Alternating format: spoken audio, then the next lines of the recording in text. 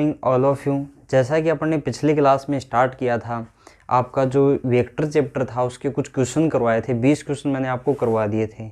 अब देखो कुछ बच्चों की डिमांड थी कि सर इसमें चैप्टर को पढ़ाओ एंड चैप्टर के बारे में पढ़ाओ, तो आप चैप्टर स्टार्ट कर रहे हैं, इसमें कुछ थ्योरी का पार्ट है, तो आप पूरा वेक्टर यानी कम्प्लीटली आप लोग यहाँ पे पढ़ोगे, फिर उसके बाद में ये 20 क्वेश्चन कर सकते हो। तो पहले आप क्या करें, वेक्टर स्टार्ट कर रहे हैं अपन, तो आपका चैप्टर है वेक्टर।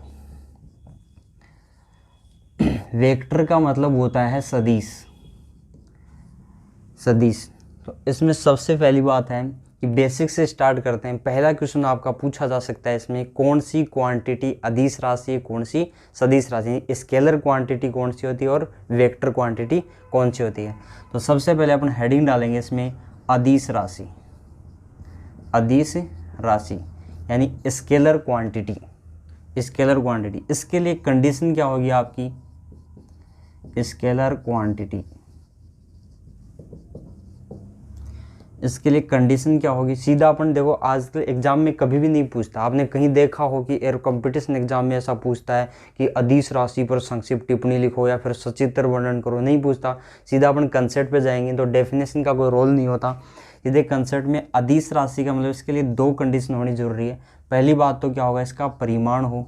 परिमाण में ही आप लोग बोल सकते हैं परिमाण होता क्या है, जिसकी न्यूमेरिकल वैल्यू यानी न्यूमेरिकल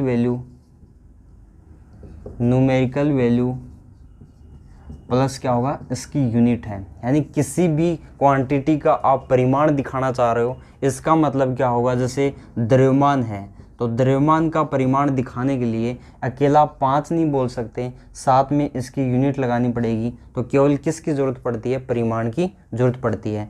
अदिश राशि में आपके कुछ एग्जाम्पल हैं, वो एग्जाम्पल लिखवा देता हूँ। जैसे आपका एग्जाम्पल हुआ दूरी हुआ। दूरी एक अदिश राशि है जिसे व्यक्त करने के लिए सिर्फ और सिर्फ परिमाण की जरूरत पड़ती है, डायरेक्शन की रिक्वायरमेंट नहीं होती। दूसरा अपन बात करें समय हुआ, फिर क्या हुआ आपका द्रव्यमान हुआ, फिर अगला आपका आ गया कार्य हुआ। ये सारी क्या आ जाएंगे, अदिश राशि आ जाएंगे जिनके लिए परिमाण की जरूरत पड़ती है।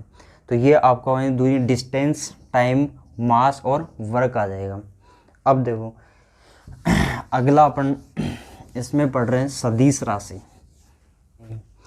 नोट डाल के इसमें पढ़ते हैं, क्या कोई अदिश राशि का मान ऋणात्मक हो सकता है। आपसे क्वेश्चन पूछा जाए तो आप बोलोगे सर नहीं हो सकता ऋणात्मक, क्योंकि आपने पढ़ा है कि द्रव्यमान कभी नेगेटिव नहीं होता और टाइम भी कभी नेगेटिव नहीं होता और दूरी भी कभी नेगेटिव नहीं होती। लेकिन एक आपकी क्वांटिटी ऐसी है जो कि स्केलर है और उसका ऋणात्मक मान संभव है, जैसे वर्क है।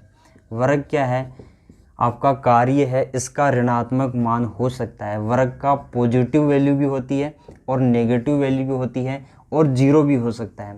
जैसा आपने देखा होगा कि अगर आप फोर्स लगा रहे हो, उसी डायरेक्शन में वस्तु का डिस्प्लेसमेंट भी उसी डायरेक्शन में हो रहा है, तब तो अपने द्वारा किया गया वर्क क्या हो जाएगा, पॉजिटिव होगा। और दूसरी बात, अगर अपन फोर्स लगा रहे हैं और ऑब्जेक्ट क्या कर रहा है, विपरीत डायरेक्शन में मोशन कर रहा है, इसका मतलब अपने द्वारा किया गया वर्क क्या हो जाएगा, नेगेटिव। और तीसरी बात अपन बोल सकते हैं कि अगर अपन फोर्स लगा रहे हैं, वस्तु का डिस्प्लेसमेंट नहीं हो पा रहा, तो उस स्थिति में क्या हो जाएगा, वर्क जीरो हो जाएगा। तो वर्क पॉजिटिव, नेगेटिव और जीरो कुछ भी हो सकता है। तो अपन बोल सकते हैं कि स्केलर क्वांटिटी का मान ऋणात्मक संभव हो सकता है। अब दूसरा अपन पढ़ते हैं वेक्टर क्वांटिटी, यानी सदिश राशि की अपन बात करते हैं। सदिश राशि या वेक्टर क्वांटिटी, सदिश का मतलब वेक्टर क्वांटिटी। तो इसके लिए भी कंडीशन, सीधा अपन कंडीशन पे जाएंगे। डेफिनेशन पहले बता रहा हूँ, कभी नहीं पूछता। और एक बात आपको बता दूं कि कंपटीशन में जैसे ही बच्चा क्या होता है कि इसमें 12th class, navy air force में बच्चा 12th पास करके आता है, उसकी मेन समस्या होती है कि वो जैसा 12th में पढ़ता है वहीं यहाँ पे पढ़ता है उसी तरीके से। क्योंकि आपको याद करो कि कई बच्चे आज भी वही तरीका अपना रहे हैं। जैसे 10वीं क्लास 9वीं क्लास में आपने ये तरीका अपनाया होगा कि सर एक काम करो, अब किसी से मान लो प्रश्न उत्तर सुना रहे थे, उसमें देखा होगा कि तू एक अक्षर सुना दे, बाकी का तुम्हें सारा आगे तक पूरा सुना दूंगा, ऐसा सुना होगा। तो ये वो होता है रटना, यानी याद करना। तो यहाँ पे याद नहीं करना चीज़ों को, आप क्या करोगे, एक एक चीज़ को सीखते चलोगे, पॉइंट आउट करके चलेंगे अपन कि एक एक पॉइंट को अपन जानेंगे कि इसका क्या फंक्शन होता है। तो इस तरीके से आप लोग पढ़ोगे। तो वेक्टर है, तो वेक्टर क्वांटिटी की कंडीशन है, किस क्वांटिटी को आप वेक्टर बोलोगे, तो उसके लिए कंडीशन, सबसे पहली कंडीशन की अपन बात करें, केवल क्या हो, इसमें क्या हो, एक दिशा हो। दिशा का मतलब डायरेक्शन हो। पहली कंडीशन क्या आएगी, इसकी डायरेक्शन हो, और दूसरी कंडीशन मैग्नीट्यूड हो यानी परिमाण हो, परिमाण यानी मैग्नीट्यूड हो, और तीसरी कंडीशन क्या होगी, इसमें ट्राइंगल लॉ या आपका सदिश योग नियम की पालना होनी चाहिए। तो इसमें एडिशन हो, इसका योग अपन बोल सकते हैं, योग या फिर ऐड हो, दो वेक्टर का ऐड किससे हो, ट्राइंगल लॉ से हो। किससे हो, ट्राइंगल लॉ से हो, यानी त्रिभुज योग नियम से हो। क्या हो, त्रिभुज योग नियम से हो, तब जाके किसी क्वांटिटी को आप वेक्टर क्वांटिटी बोलोगे। यानी तीनों कंडीशन अप्लाई होनी जरूरी है। अगर कोई भी क्वांटिटी ये तीनों कंडीशन अप्लाई कर रही है, इसका मतलब वो जरूर क्या होगी, वेक्टर क्वांटिटी होगी। अब इसमें कुछ एग्जाम्पल देखो, आपने अभी तक क्या पढ़ा था कि ऐसी क्वांटिटी जो दिशा परिमाण दोनों रखती है, फिर भी वो क्या है, आपने अदिश राशि होती है। कुछ क्वांटिटी इतना ही पढ़ा था कि दिशा परिमाण दोनों रखे वो सदिश होती है, लेकिन आपने देखा होगा कि धारा की दिशा भी होती है और परिमाण भी होता है, लेकिन फिर भी वो क्या है, एक अदिश राशि है, सदिश ना होके अदिश राशि है। दूसरा आप लोगों ने पढ़ा होगा जैसे प्रेशर है, प्रेशर भी क्या है, इसका डायरेक्शन भी होती है और इसका परिमाण भी होता है, दोनों चीज़ होती हैं, फिर भी ये क्या है आपका, यानी एक अदिश राशि है। इसका कारण बता देता हूँ, इसके पहले एग्जाम्पल लिख लो फिर इसके कारण देखेंगे। तो एग्जाम्पल में क्या आ जाएगा, जैसे आपका आ गया विस्थापन यानी डिस्प्लेसमेंट, विस्थापन यानी डिस्प्लेसमेंट। दूसरा आपका आ गया जैसे वेग आ गया, वेलोसिटी आ गया, वेलोसिटी। और फिर अगला अपन इसमें लिख सकते हैं विस्थापन, वेग और फोर्स है, फोर्स है यानी बल है। ये सारी क्या हो जाएंगी, आपकी सदिश राशि हो जाएंगी, क्योंकि विस्थापन को डिफाइन करने के लिए इसकी डायरेक्शन और मैग्नीट्यूड दोनों की रिक्वायरमेंट होती है, और वेलोसिटी को भी दोनों की रिक्वायरमेंट होती है। और जिसमें दोनों चीज़ें इंक्लूड होंगी, तीसरी ना हो, वो नोट डाल के मैं लिखवा दूंगा। तो अगली अपन देखते हैं, नोट डाल के कुछ पॉइंट लिखते हैं इसमें। वेक्टर क्वांटिटी में अपन ने बेसिक से देख लिया कि कौन सी स्केलर क्वांटिटी होती है, कौन सी वेक्टर क्वांटिटी होती है। तो इतना आपको पता है कि ऐसी भौतिक राशि जिसके केवल परिमाण की जरूरत पड़ती है वो अदिश राशि होती है, परिमाण व दिशा दोनों की जरूरत पड़ती है वो क्या हो जाएगी, सदिश राशि हो जाएगी। लेकिन मैंने तीसरी कंडीशन और बताई, सदिश योग नियम की पालना नहीं होती तब भी वो सदिश नहीं हो पाएगी। तो इसमें कुछ क्वांटिटी हैं आपकी, तो पहले उससे पहले यानी नोट डाल के आपको एक पॉइंट बता दूं, यानी अगर परिमाण होती है, आप दिमाग में रखते हो परिमाण होता है यानी मैग्नीट्यूड हो, और दूसरी बात दिशा यानी डायरेक्शन हो, तब भी क्या होगी, क्वांटिटी अदिश हो सकती है, यानी वो अदिश होगी, सदिश ना होगी, सदिश ना होगी, अदिश होगी। अगर कोई भौतिक राशि परिमाण भी रखती है और दिशा भी रखती है, फिर भी वो सदिश ना होगी, अदिश हो सकती है। यानी क्यों होगी, इसका सही कारण एक बार बोलेंगे, इसमें सदिश योग नियम की पालना नहीं होती। यानी ट्राइंगल लॉ की एडिशन में क्या होगा, इसके एडिशन में ट्राइंगल लॉ की पालना नहीं होती, ट्राइंगल लॉ की पालना नहीं होती, इसलिए क्या हो जाएगी, वो अदिश हो जाएगी। दूसरा आप याद रखने के लिए इसके अलावा इसी बात को दूसरे वे में बोल सकते हैं अपन, ऐसी भौतिक राशि यानी ऐसी भौतिक राशि जिसकी डायरेक्शन क्या होती है, फिक्स्ड होती है। यानी डायरेक्शन क्या होती है, फिक्स, डायरेक्शन अगर फिक्स्ड होती है यानी निश्चित होती है, वो हमेशा अदिश राशि हो। डायरेक्शन हो लेकिन वो क्या हो, निश्चित हो, तब वो राशि क्या हो जाएगी, आपकी अदिश राशि हो जाएगी। डायरेक्शन फिक्स होती है तो हमेशा अदिश राशि होती है। अब वो कौन कौन सी राशि होती है वो भी आपको लिखवा देता हूँ।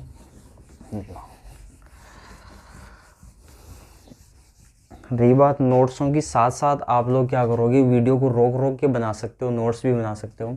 तो अब देखो इसमें एग्जाम्पल लिखवा देता हूँ, वो क्वांटिटी कौन कौन सी हैं। जैसे आपका करंट की बात करें, करंट यानी आपकी जो धारा होती है, धारा की डायरेक्शन क्या होती है, हाई पोटेंशियल से लो पोटेंशियल की तरफ होती है। पता आपको फिक्स्ड होती है, धारा की डायरेक्शन क्या होती है, इसकी फिक्स होती है डायरेक्शन इसकी फिक्स होती है, हाई पोटेंशियल लो पोटेंशियल, इसलिए ये क्या हो जाएगी, एक अदिश राशि यानी स्केलर क्वांटिटी हो जाएगी।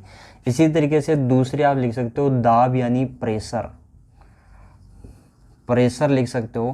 प्रेशर की बात करें तो इसकी डायरेक्शन क्या होती है, पृष्ठ के तल के लंबवत होती है, पृष्ठ के तल के लंबवत होती है, यानी परपेंडिकुलर होती है, किसी भी प्लेन के परपेंडिकुलर होती है।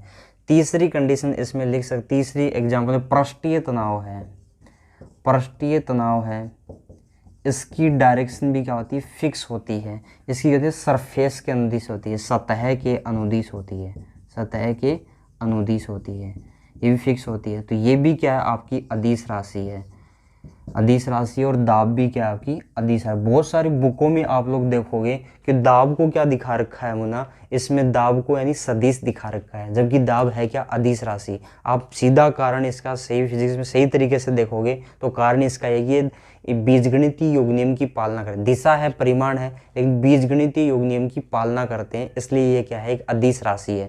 दूसरा, नोट में इस तरीके से भी याद रख सकते हो, ऐसी भौतिक राशि जिसकी डायरेक्शन फिक्स्ड होती है वो हमेशा क्या होती है, अदिश राशि होती है। जैसे धारा की दिशा फिक्स होती है, हाई पोटेंशियल से लो पोटेंशियल की तरफ होती है, उसी तरीके से दाब आपका, इसकी डायरेक्शन भी क्या होगी, पृष्ठ के तल के लंबवत होती है, फिक्स है ये भी। पृष्ठीय तनाव है, इसकी हमेशा दिशा क्या होती है, सतह के अनुदिश होती है।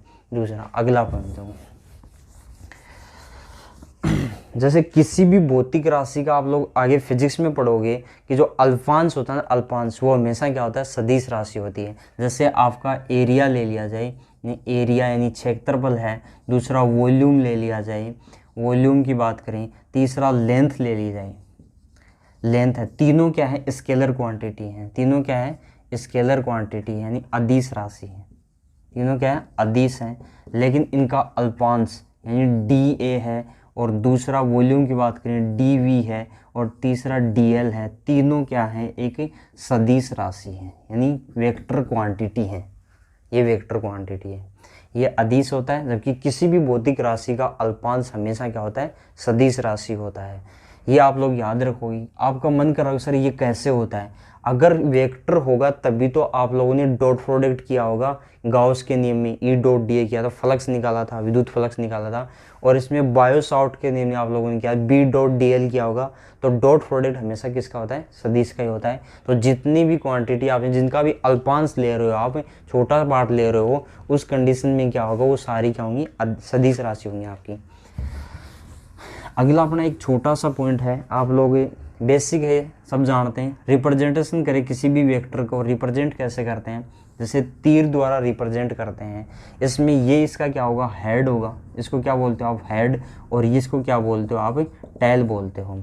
और इस तीर की जो लेंथ होती है, टोटल जो लेंथ होती है, वो क्या होता है मुन्ना, टोटल लेंथ का मतलब क्या होता है, इसका मैग्नीट्यूड होता है, मैग्नीट्यूड होता है रिप्रेजेंट में।